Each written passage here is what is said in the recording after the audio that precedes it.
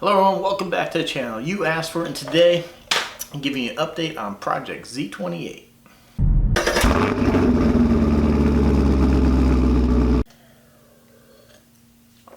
Cars, coffee, life, that's what it's about here on the channel.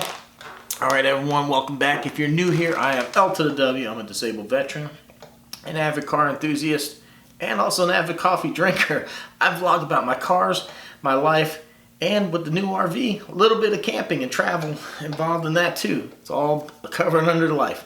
So anyhow, a lot of people have been asking about Project Z28 because I've been tied up a lot with the building the garage and doing some projects on the RV. So it's kind of taking me away from the Z28. So a couple things. First, on the inside, if you guys remember, I had an issue with the speedometer stopped working. It's very common for these cars for the this little circuit board right here to go bad, to blow a capacitor and resistor. Mine did it with such great fashion, of course, that it fried the circuit board and some of the traces were missing. So the company I sent it to was able to go ahead and kind of rebuild the traces and get it working. And there's two items they want me to check before I put the circuit board in to make sure we don't blow the board again, because there being a short somewhere. So I'll be going through that here shortly, going through checking that, and I'll show you all that. The bigger part of the puzzle is getting this car to run. Number one, I still had the problem with the valve covers, piss and oil. I reached out to Profiler, who makes the heads. I have not ever heard anything back from him, so I'll try with Ken at First TPI that sold me the heads, although he sounded surprised that the factory valve covers didn't fit on here. So I'll get with him and go from there. A guy I've been talking to on Facebook, Gerard, he sent me some pictures of some valve covers that he's got. It looks like they would work, but there wasn't a part number, so I need to reach back out to him and see if I can't locate these valve covers on Amazon, something to get this thing from leaking. Then we just need to try to get this engine running. I still up against that maybe this cam is too big. So that's going to be an issue in and of itself. If it is too big and this cam has to come out, then that's going to be a tough one, because with my back, it's just getting worse and worse, which is why I'm not working anymore. Seriously, I got some options I have to weigh, but I seriously might just end up having to bite the bullet and send the car somewhere and have them work on it, have them remove the cam, put a new cam in, and hopefully go from there. I'm not sure if it's still, I thought I had the antifreeze leak fixed when I did the new intake gaskets, but when I moved the car over to this side of the garage, I did find a little bit of antifreeze on the ground. Now, maybe it was residual from me fixing it. I don't know. I don't see any antifreeze here. I do see some oil on the ground, of course, but I don't see any antifreeze on the ground from when I moved over here, so maybe that's fixed. If I don't have to take the cylinder heads off, that's going to be a really good thing. But the camshaft swap, that's really a big headache. You have to get underneath the car, the oil pan has to come down, you have to pull the timing chain cover off then, and I really don't have it in me to be underneath and on top and be doing that again. I don't know. I mean, I might do it myself. I don't know. Right now I'm not feeling it. Something I haven't really talked about here. So ever since I started working on the solar install, something in my shoulder is bad. It's hurting pretty bad. It's affecting my sleep. Not like my back wasn't causing enough issue with that, but I'm having like some serious problems getting my arm to go much higher than that without causing a lot of pain through here. So if I end up with surgery on this, then that's really going to put me down. Like I said, I mean, the car's not a daily driver. Not that I retired now and I don't drive every day anyhow. I mean, I have time to play with it, but I'm just weighing my options. I've debated too about getting like a Chevy Performance short block, getting the block, pulling this engine out, swapping the heads over, putting the first TPI intake on, and then with it out of the car I can put the timing chain cover and the oil pan, do all that outside of the car, and then lower this whole brand new system into the car, and then hopefully it'll work. That would also entail a much smaller camshaft to try to get this thing to work. My only other option would be a standalone computer system, something that can process signals and things a lot faster than what this older system can do. They're quite pricey, but it would be a standalone system. It's like self-learning, and it might be able to get this car running with this camshaft in it. I don't know. I mean, these are all options. So I'm going to have to sit back and think about that. So there we are with that. Like I said, just thinking about a few things. I need to fix the valve cover leak, the idle problem, which might be related to the camshaft. So, what I got coming up is I have to get these lights installed on the RV. This company sent them to me. I was supposed to have it done by now. I spent so much time on my solar install and filming that I kind of blew this off. And rightfully so, the people are kind of upset with me that I don't have the video made on this, but I kind of want to do it right, if you guys know me. So I ordered a bunch of these really cool looking switches that I'm going to mount in the dash. There's 3 of them. They're chrome. One is for these fog lights. One is for a horn, which if you guys remember my HHR, if you remember, if you've been around for a while, if you're OG, I had train horns in there from Horn Blasters. I still have the horns. They did not go to the junkyard with the car. So I want to put the train horns in there because you wouldn't believe how many times so far with that big RV I've been cut off. So I want some nice horns. I have them, may as well use them. Plus the benefit too is I'll have an air compressor and a storage tank. So if I get flat or if I need to put air in those tires, I'll have the air compressor, something with the capacity to pump up those tires, because they're about like, I think the back tires are around like 80 pounds, the fronts are around like 70, something like that. So it's going to be another benefit. I'll have the air compressor. Also, the third switch is, if you guys remember, I did the review video of this 50-inch LED light bar, which I still want to mount. When I did the video, I didn't permanently mount it. The back bumper also stores the sewer hose, which I'm not using that at the purpose, but I don't want to take away that capacity if I do need to maybe put sewer hose in there. So if I put some screws in there, I might lose that capacity. So what I'm going to do is I'm going to use some 3M VHB tape and double stick this to the bumper. Now, that 3M VHB tape is what's actually holding my solar panels to the roof. So it's extremely strong stuff. So yeah, don't worry, this light bar is not going to fly off the road. I didn't mount it at the time because I didn't have enough wire to mount these things. So I mean, I got the review video done. I got it set on the bumper. I was able to show how bright it is. But I do want the light. I do want to be able to put this on the vehicle and utilize it, because I do see a good purpose for it. Especially my garage is really dark. I won't be able to see there when I'm backing in at night. So I have to pull the whole dash off the vehicle to mount all 3 of these switches. So I kind of wanted to have everything in play before I did it. So, and then that kind of put me in a little hot water with these people that sent me the light. So I do need to get this done before I start anything on Project Z28. Plus, I mean, once that's done, it's done. I'll be done with the little projects with the RV. But you know, if I got to pull the dash out, I only want to do it once. I only want to do that job once. So I had to wait for these switches to come in, and then, you know, the whole delivery to RV got held up because of Corona. So it is what it is. So that's what we got going on. I got to finish this on the RV, and then we're going to work on this. And then, like I said, I got some thinking to do. So let's go out to the RV, and I'll show you what it looks like in the garage. All right, so check it out. The van. The RV does fit. Of course, it's a little bit tight with the bike rack. Took up a little bit of room, but I do have room here, and I can actually push the GTO back another foot or so. So pretty cool there. One of my decorations I want to put in here is the 50 fender. You guys remember that deer attacked my poor car? I wanted to put it up somewhere around here, but it won't fit between the beams, so I'm probably just going to have to mount a piece of wood. But that was kind of a surprise I wanted to show everybody. But if you guys follow me on Instagram too, you guys would have seen these pictures. But look, Chevy SS, 50 Camaro, and then the Cruise. How about that? And then we have the RV and the GTO. So what I'm doing now, I'm actually working on these locks right here. Check that out. pretty cool technology. It uses a magnetic key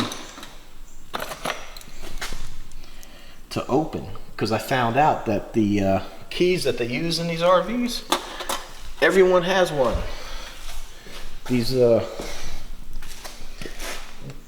normal keys, every RV uses the same, called CH751 key. It's ridiculous.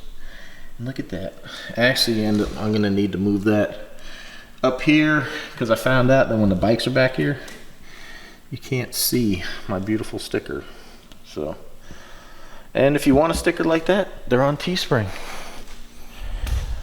Okay, so yeah, so changing out the locks, making it secure. I changed out this. This is really handy. I put the keypad in here, and it's remote control. The toaster's a new upgrade. Believe it or not, I don't know why, most toasters, the cord is here in the front, and there's a very short cord. So we actually had to have our toaster facing this way, and you couldn't friggin' move the damn knob. So I went to Walmart, I had to open up boxes and find one that actually had a cord coming out the back. It's still, no, actually it does. It does kind of, it pushes over. Especially if I switch these cords. Yeah, you know, sometimes it's just the simple things in life. Uh-oh, there's soap everywhere. And speaking of, that brings me to this. I know it's a faucet, and I replaced it. Which might not seem like a big deal, but the original faucet literally came up about here, and it was sitting about right here. So when you tried to wash your hands, you were literally like bumping into the bowl of the sink, and it was down so low. I mean, but now you can actually wash your hands like a real person does and not fight it. So I mean, yeah, nice little upgrade there. I'm pretty happy about that. You can see it sits up way higher and it comes out. So, little things we've been working on here and there. Alright, there's no going back after this.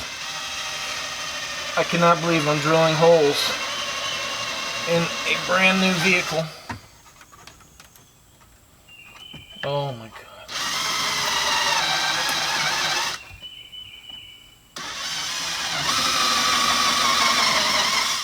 And it's such a big hole too.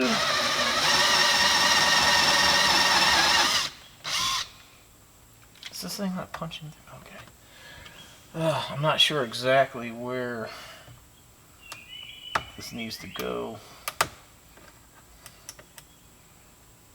Oh, look at that. Oh yeah.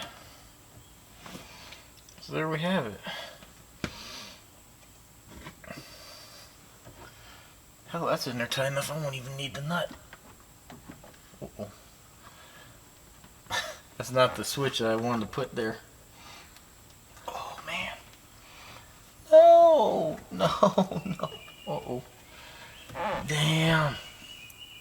That is not the switch I wanted there.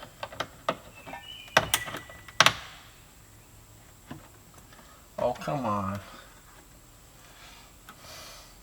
Oh well, I guess that's where it's going. Man, it's tight. Wow.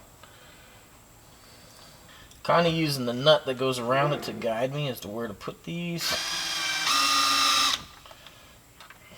Try to make them center and spaced out evenly.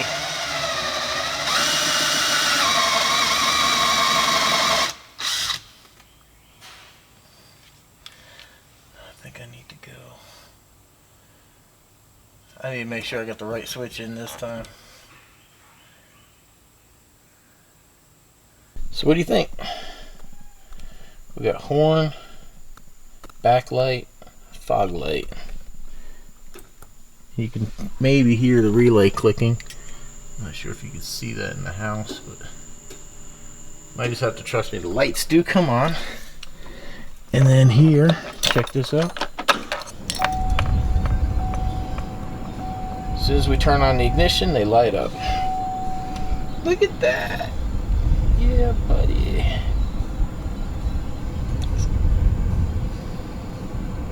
There we go. Alright, so now we just got a little bit of wire. I just need to wire the horn and the rear fog light, I got to run wire all the way to the back. I'm going to run a relay, one to power the horns and one to power the rear light. The rear light's going to be easy. It's already mounted.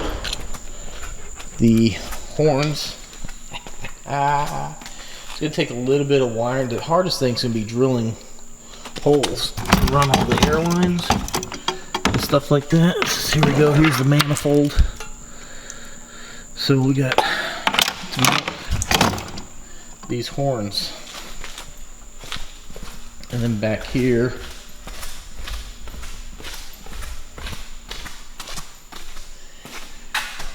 and I'm sorry, it's really dark, but that's the LED bar mounted. So here we go, making progress. I'm gonna show you what I've been working on for the past 3 days. I cannot believe it's taken me this long, but here we have the 2 relays wired. One for the horn, one for the rear LED. You can see maybe up there where I'm shining the light, the AC/DC fuse box and everything is up there, so I was able to go ahead and run my power from there. And now let's check this out. Now every RVer, not every, but a lot of them say get a Via Air to inflate your tires. So I got my Via Air. There's my air compressor right there. There's my storage tank. Here's the control panel that releases the air to 1, 2, 3, 4 of these. There you have it. 1, 2, 3, 4. 4 big, massive horns. Those of you that have been around for a while know I had these horns in the HHR. They survived the car flipping over and all that mess. I was so happy actually when the car was upside down, I was able to see that they were still there. Awesome. Ready for a little sample of this? If you're wearing a headset, you might want to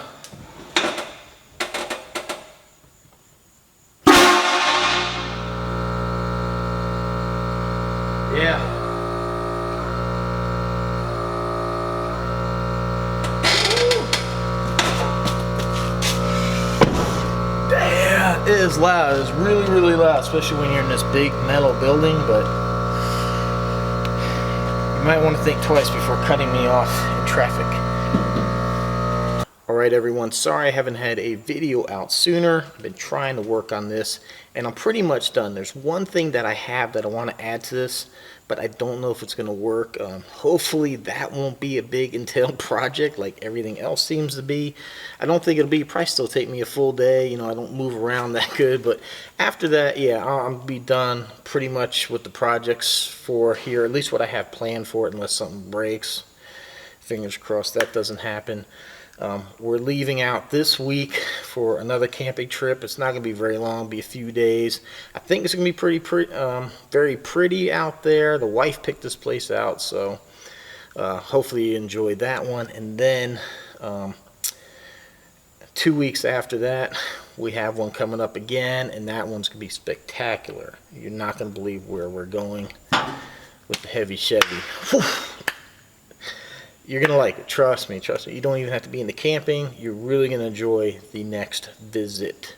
So, like I said earlier, we're going to check back with Project Z28 now that I kind of got this wrapped up. Like I said, we got another camping trip. I have one thing I'm kind of hoping I can get done in that.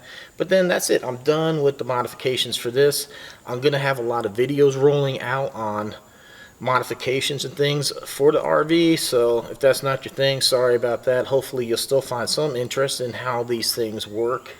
It's my hope and goal anyhow, and maybe I'm going to gain some subscribers that are into RVs and want to know how to modify theirs as well. So I got a lot of videos coming up here. I also have another video I've been debating whether to put out.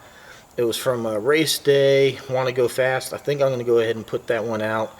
I'll probably have that out before we go camping right after this vlog, so stay tuned for that one as well. And that's it. I know this video is going to probably be kind of long because it's gone over like a week or so, so Thank you for staying in here till the end. Thanks for watching. Please subscribe, like, shares, comments, appreciated. And we'll see you in the next one. Thanks for watching.